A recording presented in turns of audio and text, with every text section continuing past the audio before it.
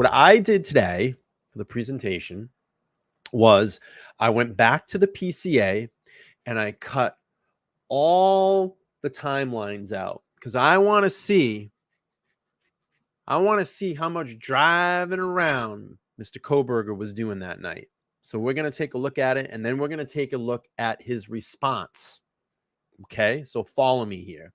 And I clipped it, and I got it all lined up. Even though the PCA was kind of all out of order with the timeline, I cut all that up, and you'll see it as we go along. I'm going to read through the PCA in order of the timeline, and then we're going to look at the response. And I'm going to tell you, he was out driving around a lot.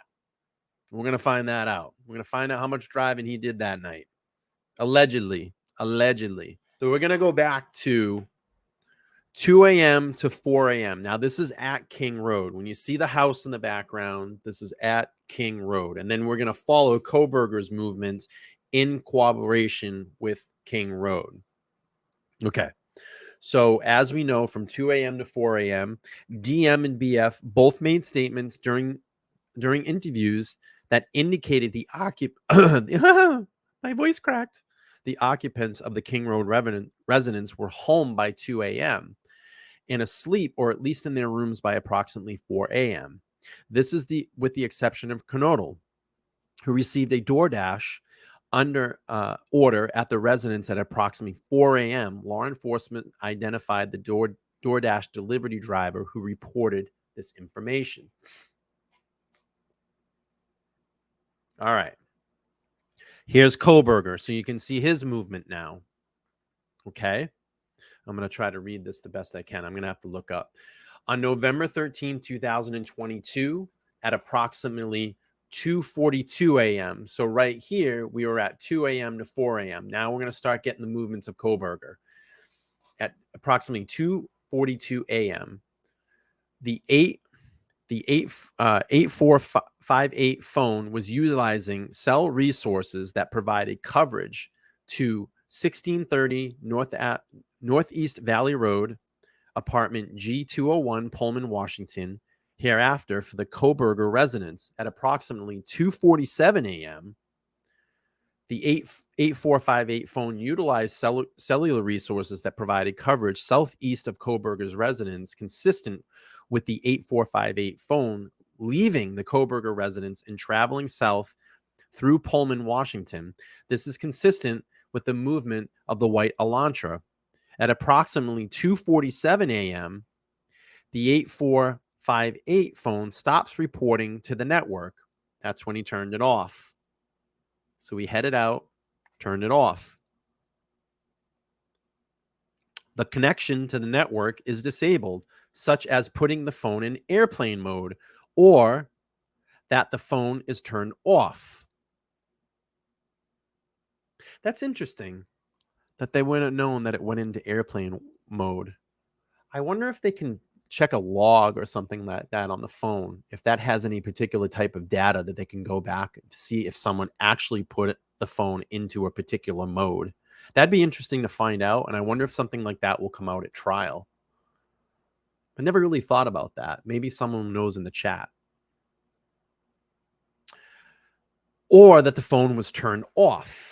The 8458 phone does not report to the network again until approximately 4:48 a.m., in which the time it utilizes cell resources that provide coverage to ID State Highway 95 south of Moscow, Idaho, near Blaine, Idaho, north of Genesis, between 4:50 a.m. and 5:26 a.m. The phone utilizes cellular resources that are consistent with the 8458 phone traveling south on Idaho State Highway 95, Genesis, Idaho. Let's see. And then traveling west towards. So that's 2:42 a.m. to 5:26 a.m. Now, you have more movements of Kohberger. 2:44 a.m. He's getting closer to the house. Investigators were giving access to video footage on the WSU campus located in Pullman, Washington. A review of that video indicated that at approximately 2:44 a.m. On November 13, 2022, a white sedan, which is consistent with the description of the white Elantra known as Suspect Vehicle 1, was observed at WSU surveillance cameras traveling north on Southeast Nevada Street and Southeast Stadium Way at approximately 2:53 a.m. A white sedan is consistent with the description of a white Elantra known as Suspect Vehicle 1 observed traveling southeast excuse me, on Nevada Street in Pullman, Washington towards SR 270. SR 270 connects to Pullman, Washington to Moscow, Idaho, the camera footage from. Based on my training, now this is 2:47 a.m. to 4:48 a.m. Based on my training experience in the facts of the investigation thus far, I believe that Kohberger was the user of the 8458 phone, which is likely to drive the white Elantra, and observing departing Pullman, Washington.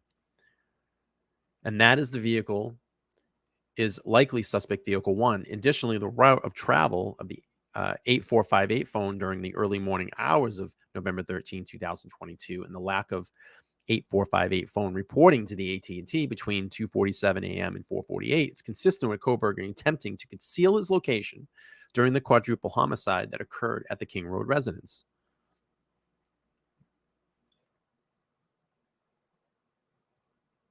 So Jennifer asks, I wonder if any of the victims were wearing an Apple Watch or Fitbit, so they are common that might have insight into the time of death. It takes your heart rate. Yeah, I think we've always tried to figure that out too. I think we looked at some photos and looked over, what available photos were of everybody.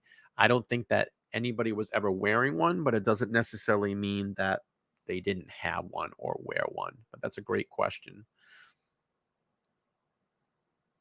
So 3 a.m. to 5 a.m. So we went from, you can see it here, 2:42, 2:44, 2:47. Now we're at 3 a.m. As part of the investigation, law enforcement obtained search warrants to determine cellular devices that utilized cellular towers in proximity to the King Road residence on November 13, 2022, between 3 a.m. and 5 a.m.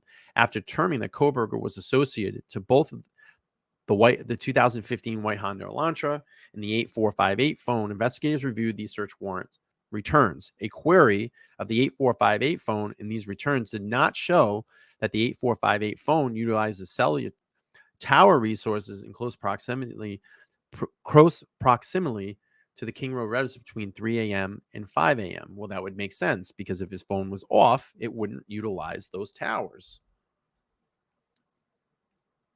A review of the camera footage indicated, now we're at 3:26 a.m. So we just went from 3 a.m. to 3:26 a.m. and 3:28 a.m. A review of the camera footage indicated a white sedan, hereafter Suspect Vehicle 1, was observed traveling westbound in the 700 block of Indian Hills Drive at Moscow, approximately 3:26 a.m., and westbound on Steiner Avenue in Idaho State 95 in Moscow at approximately 3:28. On this video, it appeared Suspect Vehicle 1 was not displaying a front license plate. Yes, tongue twister. So I'm going to put it out there. I have a stutter, and I have mild form of dyslexia. So put me in the driver's seat, man.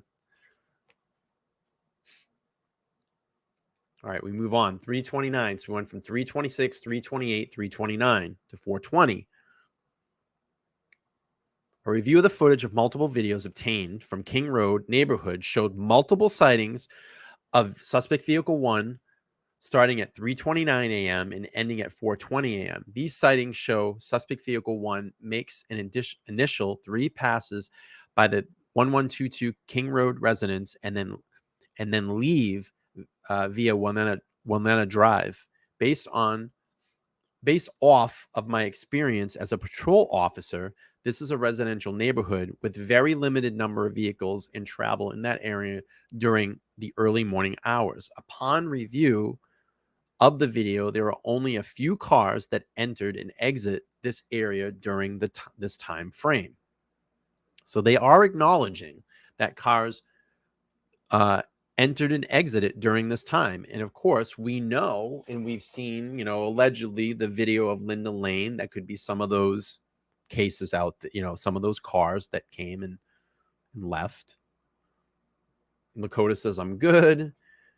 Anyone would struggle trying to read legalese out loud? Yes. Nikki says she loves listening. And Stephanie says, I always do amazing job. Thank you. I appreciate that. I try to do it. Try to do it here. So if everybody's just coming into the room, what we're doing, it's been kind of a little bit of a joke that we started last night, the driving around thing, driving around. So I wanted to see what Kohberger's movements were according to the arrest PCA that night. Let's see where he was. Let's see how much driving he did that night. Okay. Okay, so now we're at 4:04 a.m. And again, we're still with Kohberger here. Suspect vehicle 1 can be seen entering the area of a fourth time at approximately 4:04. So here's the crime. The crime is this is where it's going to start. Okay. So just driving around. Daniel says, Bryan, you're doing great. You're always great. That's why you have a loyal following, and sub count is growing fast. I just wish it would grow a little bit faster. I'm really wanting to get to that 10,000 sub mark. She says, I'm just driving around. Who's going to drive tonight? It's a great song, by the way, The Cars. That's so great. Okay. So let me back up again. So here's the crime. This is where the crime is going to be committed. We're at 4 a.m. Okay. It can be seen eastbound on King Road, stopping and turning around in front of 500 Queen Road, number 52, and then driving back eastbound on King.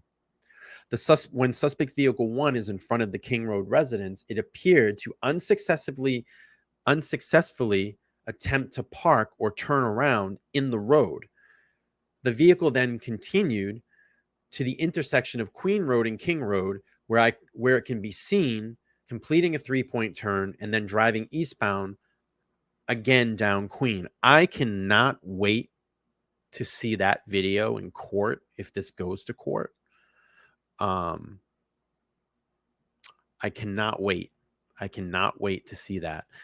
Lady for Justice is asking, off topic, is there a way to lower your volume when opening music? I'm sorry to complain. There's no way. I'm sorry. It's just the way YouTube, it's just the way StreamYard does that. I would say if you have sensitivity or you have earplugs in, knowing when I go live, if you hear it go live, just turn down the volume or just mute me until I come up live. There's no way I can physically control that. It's just the way it is. I'm sorry.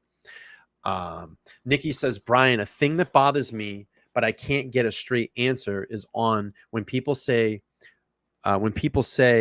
he went by the coffee house apartments before and after. Do you? Well, let's read through this. I mean, I don't remember hearing anything about that. I mean, it could possibly be here in the PCA. Again, it's been 9 months since I really read through this. Katie says, leak some fake screenshots. You'll get subscribers. Yeah, I can't do that stuff. I got to keep the channel honest here. I got to keep things on. You turn up the radio autograph. That's a great song too. Do you know if he did that? Sorry, I pushed send before finishing. I don't know. If it's not here in the PCA, and again, it's been months since I really read through this. There's a lot of bad information out there, Nikki. I just say stick to the facts. That's what we do here. We read through the PCA. We read through the case evidence. Hey, Rising, how are you? Good to see you here. Good to see you here. All right. So if everybody's just coming into the room, what we're doing tonight is, the alibi is that he was just driving around. Well, I wanted to trace his movements that night according to the PCA. We'll see where he was driving around. I mean, clearly he was in and around the King Road residence. Roseanne says, I feel truly his phone on or off is going to help nail him. Technology of all sorts, including car black boxes, monitors, so much of what we do. Absolutely. 100%. Sarah says, there's so many people that want him to be honest. I can tell that. Be innocent. I can tell that. As everyone is trying to find solution as to why he got pinned so quickly without any evidence except for the DNA on the sheath. Well, we're going to have a lot of we're going to have a lot of cast information. And I've said this before.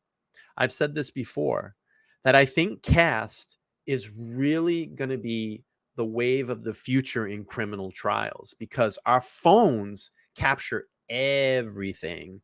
And, now you have to look around, and I know JRL was even down in Moscow just recently, and Pullman, and he's like showing all the areas where all these cameras are now. All that footage is going to be turned over, along all these routes. And, there's always constant investigation in this. We just saw that in the legal document that Ann Taylor put out about the alibi. They say they get discovery on a weekly basis. So the state is not stopping. It's continuing to do its investigation. And again, this is where it comes up. It says that, how we got so pinned so quickly without evidence. How do we know? This is just a PCA, and people don't understand this. They don't understand what a probable cause affidavit is. That is just probable cause to arrest someone, to say this is the guy. And like I was saying, and I know everybody gets bent out of shape when I say this, but when I had my conversation with Coffin after the other day, I asked her. I said, how much evidence do you believe in this case that we've seen so far? And she's like, let me put out a deck of cards. What is there, 64 cards in a deck? She said, you've only seen the 2 of spades to the 5 of spades. That's it. That's all they've put out here so far. There's going to be so much evidence in this case. And again, evidence doesn't mean guilt. It doesn't mean guilt. Absolutely does not mean that. But I think there's a lot of evidence that's going to be seen in this case. I just saw Papa Roger pop in the room. He says, this PCA is a shadow of gray. The trial will be the full spectrum of color sent from my iPad. That's so good. So Sarah's saying, everyone is hoping that he is innocent now. What about the girl that came for saying that she saw 5 people smoking that morning? Whatever happened to that?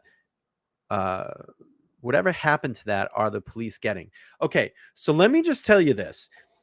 I find it very interesting, and we'll talk about these people that have supposedly come forward and know all this information. Why are they on YouTube doing a tour around YouTube? Why are they not calling the police? Why are they not talking to the FBI? Why are they so concerned with being on YouTube every day of the week? Do you believe that? And let me throw another one at you. We don't know these people from Timbuktu. Okay, this could be someone that's just made up, brought on a channel to get clicks and views. A lot of that goes on out there in the YouTube world. I would say stick to the channels that you feel are honest, stay away from the conspiracy. And I'm going to tell you, and I said this the other day when Tanya was hanging out with me. I said, Tanya, I think people are going to be really, really surprised. This is a lot more simpler than they think it is. And I think there's going to be a lot of channels out there and a lot of media sources that put a lot of false shit out there that is not going to be true in the end. And it's going to make a lot of these people look like jackasses. I think that. And I think sticking to the straight and narrow, sticking to the facts, discussing these cases in, a logical way, and putting the pieces together that way based off what we know as far as evidence to this point is probably going to be the way that this ends up. And again, there may be evidence that totally exonerates Bryan Kohberger at this point. And we know that he's an innocent guy to this point until proven guilty by a jury of his peers. Okay, he has that right to due process. But I'm going to tell you, it ain't looking too good. It ain't looking too good. He says he's just out driving around. He has no specific location that they can say that he was in, and he has no specific witness right now to testify to say that they were with him and knew that he was not at King Road. It doesn't look good. Things are adding up. It's piling up fast, in my opinion. All right, so we're at 404. Now we're going to go back inside the King Road house. So we've gotten Bryan outside the house. He's now moved. Now the crime is going to happen. But great questions. Thank you. Oh, of course. Kate's got it right. She says there's absolutely none of those creators will apologize. they'll just move on to the next conspiracy, in my opinion. Absolutely. All right, so DM now is going to make her statement. So 4 a.m. to 4:12 a.m. DM stated she originally went to sleep in her bedroom on the southeast side of the second floor. DM stated she was awoken at approximately 4 a.m. by what she stated sounded like Gonzalez playing with her dog in one of the upstairs rooms, which were located on the third floor. A short time later, DM said that she heard what she thought was Gonzalez say something to the effect of, "There's someone here." A review of the records obtained from the forensic download of Kernodle's phone showed this could also have been Kernodle, as her cellular phone indicated that she was likely awake using TikTok app at approximately 4:12 a.m. Excuse me. We're going to move on here. Inside King Road still, 4:17 a.m. PCA. DM stated she looked out her bedroom and did not see anything when she heard the comment about someone being in the house. DM stated she opened the door a second time when she heard what she thought was crying from Kernodle's room. DM then said she heard a male voice say something to the effect of, "It's okay. I'm here to help you." God, that's chilling. At approximately 4:17 a.m., a security camera located at 112 King Road, a residence immediately to the northwest of 1122 King Road, picked up a distorted audio of what sounded like voices or a whimper followed by a loud thud. A dog can also be heard barking numerous times starting at 4:17 a.m. The security camera is less than 50 feet from the west wall of Kernodle's room. Yeah, it's super creepy.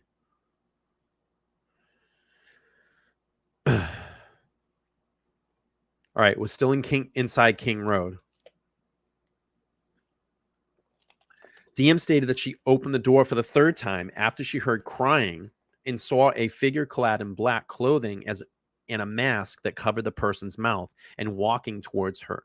DM described the figure as 5'10" or taller, male, not very muscular, but athletically built with bushy eyebrows. The male walked past DM as she stood in a frozen shock phase. The male walked towards the backsliding glass door. DM locked herself in 4 a.m. to 4:20 room after seeing the male. DM then stated that did not state that she recognized the male. I thought for a second she said she recognized them. I was like, whoa, it was right there in front of us this whole time. This leads investigators to believe that the murderer left the scene. The combination of DM statements to law enforcement, reviews of forensic downloads, records of BF and DM's phone, and video of the suspect vehicle described below leads investigators to believe that the homicides occurred between 4 a.m. and 4:25 a.m. Back to Kohberger.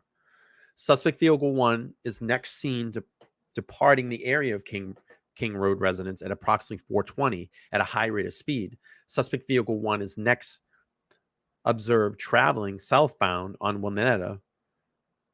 Based on my knowledge of the area, the review of the camera footage in the neighborhood that does not show suspect vehicle 1 during the time frame, I believe that suspect vehicle 1 likely exited the neighborhood at, I don't know this, what is this?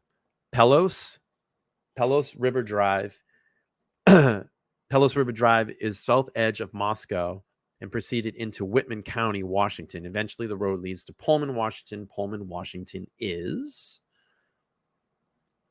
So now we're at 5:25 a.m. and 5:27 a.m. Let me look at the chat real quick.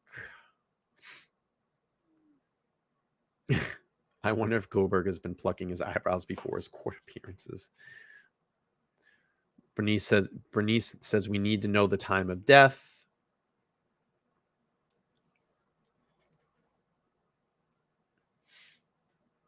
Yeah, so this is interesting. Kate says, does anyone remember Brian Enton saying he saw a security camera behind 1122 King when he was first in the Moscow? The house owner didn't want to talk about it. So let me just do this real quick, and I'm going to show you the house that Kate is talking about right here. We think There is a camera here. And this is Ridge, I'm sorry. We think this house has a camera behind it. Makes sense. Why would it be blurred? Yeah. Bernice says, find out where the cameras are. Brian Enton said it was a house on Willanetta. Possibly. I mean, there's tons of camera positions. I mean, you can just even scout around this neighborhood. Anything that's pretty much blurred probably has something to do with the investigation. I have seen photos from behind this house overlooking King Road, and you can see right into, let me go back out. You can see right into King's here, into this parking lot right here. And we think he came in and parked here and went over.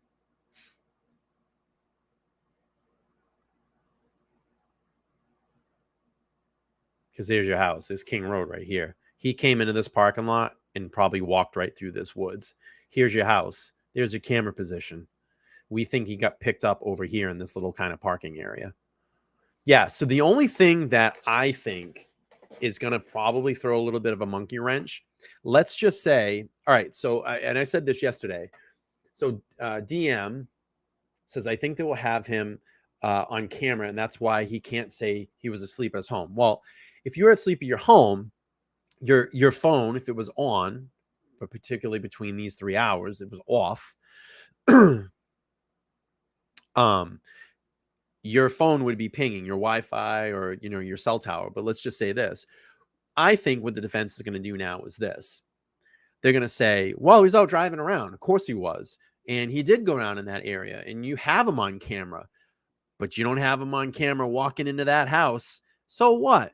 There was a 20-minute lag. He was pulled off the road somewhere in that parking lot and then decided to go home. He was tired. He just flew off. He peeled out. He took off, right? Could be a possible defense. Look, you have camera footage. You have cell tower pings. He is moving towards that road. He went down near King Road. We have his car there. Yep. I don't think it would be that simple. They're obviously going to challenge it, but I'm just saying if it gets to that, yeah, but you don't have any video of him walking in that house or running in that house. You don't have any video of him coming out of that house. You have video of him down there. Doesn't necessarily mean there was a killer. He went down there to talk to a friend. Or actually, that would be stupid because he doesn't have a witness. But, he was going to meet someone there or whatever. I'm just throwing bullshit out there. Or he went down there, I don't know. He was just driving. It was just late night drive, blowing off steam, just wanted to drive around, blah, blah, blah, blah, whatever. All right, so let's go back to the present.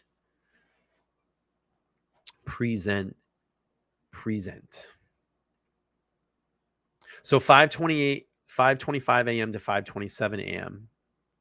At approximately 5:25 a.m., a white sedan in which consistent with the description of suspect vehicle 1 was observed on 5 cameras in Pullman, Washington, and a WSU campus camera.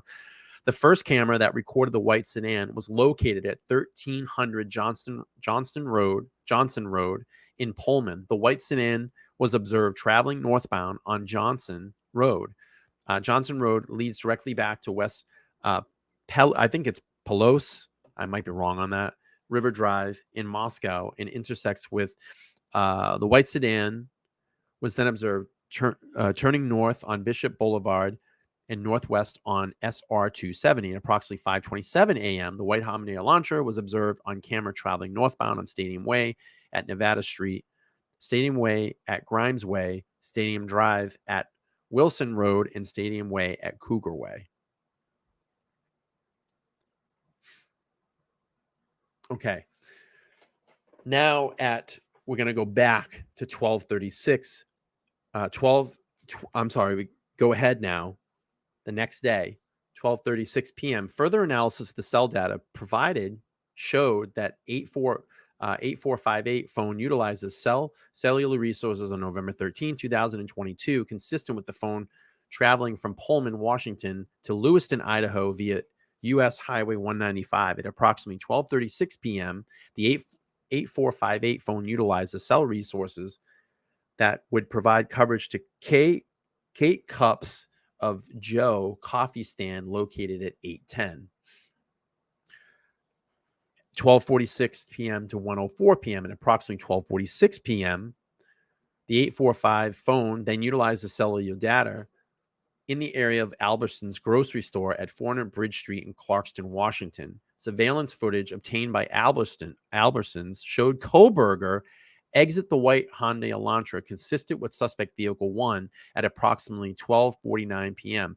That's pretty big evidence. I never really realized that, because if you can nail down that, car that he's in, that Elantra that had been seen in and around King Road. They can match up that footage, any identifiable markers, and any identifiable and identifying markings, or we know about the license plate, and they actually say that they see him getting out of the car. That never really dawned on me until you go back and actually read these things.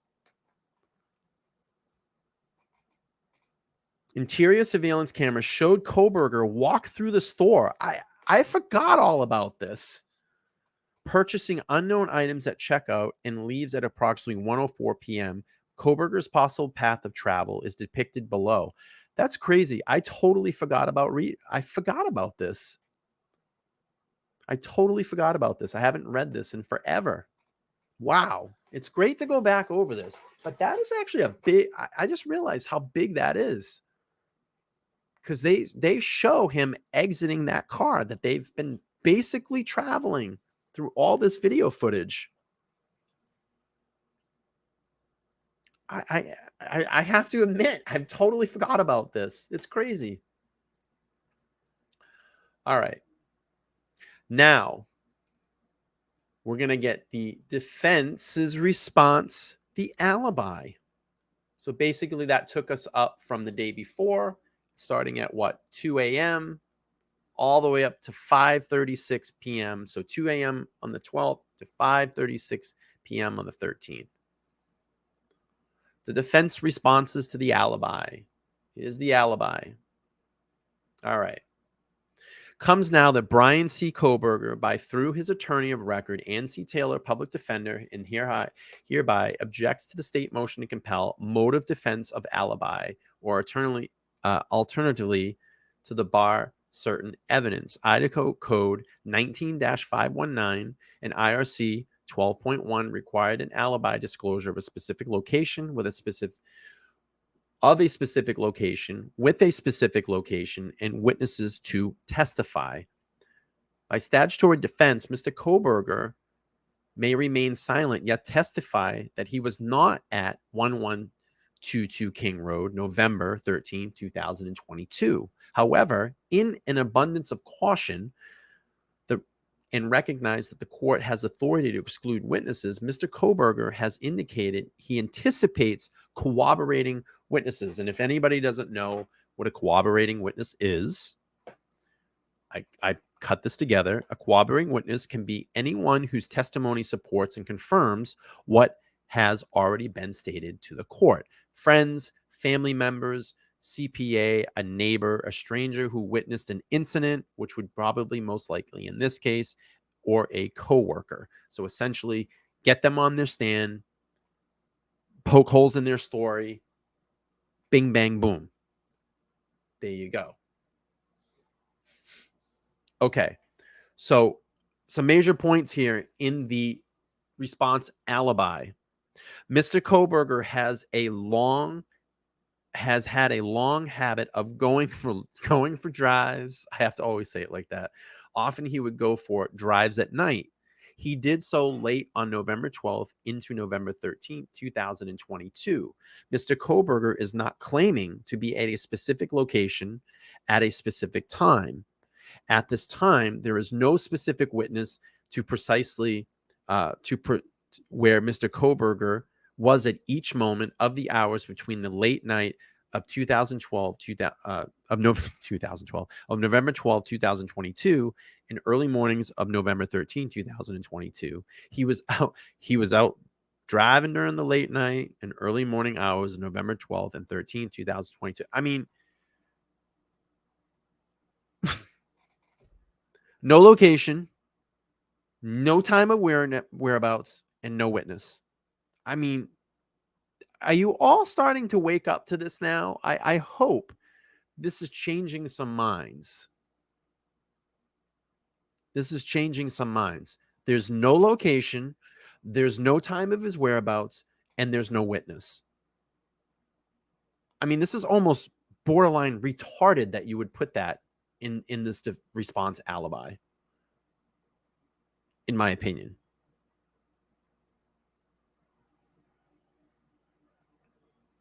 Counsel for Mr. Kohberger is aware that the case law broadens the definition of the alibi with the statutory requirements of the specific location to more broadly include disclosure of information that tends to state the person claiming alibi was at a place other than the location of his offense. Mr. Kohberger's complied to the extent possible at this time. I mean, dude, if you were not in and around this house, if you were not in near that house, why are you not being like, I wasn't there. I have a receipt showing that I was getting gas. I was at a convenience store. I was at a supermarket. Oh, wait, I was with some friends. Here's a photo of us together. We're hanging out, drinking beers or whatever it is. Whoa.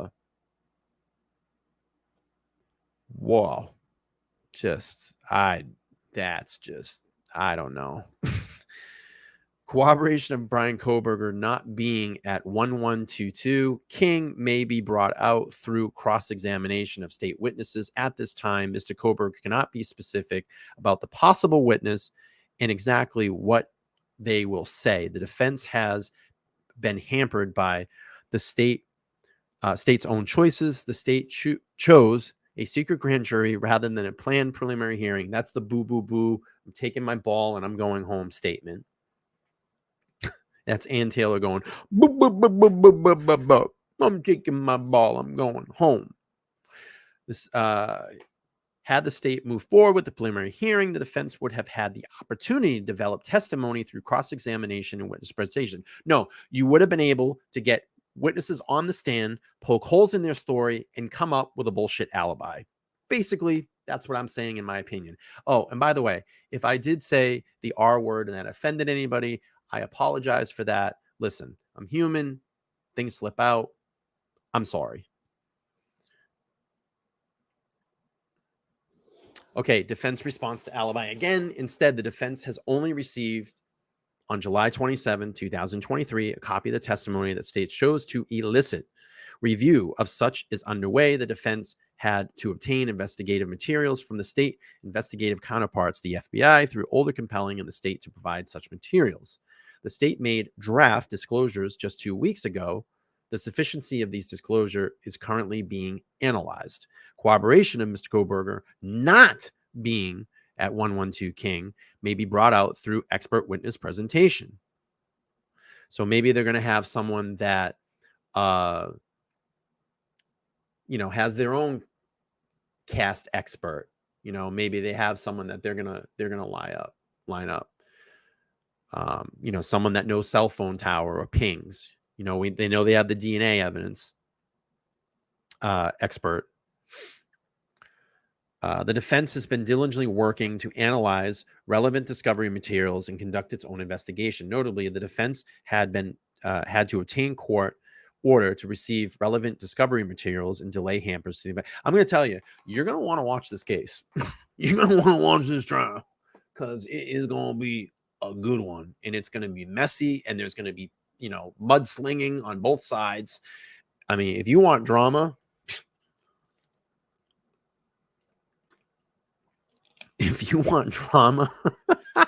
Robert, that's great. If you want drama, then you're gonna get drama. You're gonna see drama in this. All right, let's look at some of this chat. We got Tanya here hanging out. Tanya, if you want to jump on and you want to talk a little bit about this, I would love to hear your interpretation of all of this, because we haven't seen. Who wants Tanya to jump on the panel? Type it down there. Put some ones in the chat if they want Tanya to jump on, because I can drop the link for a couple minutes if she wants to jump on and hang out. She don't have to hang out in the chat. She can come on the panel. Kate says both Drunk Turkey and TNT seem to have dropped Kim like a hot potato, but she still says, look at all those ones.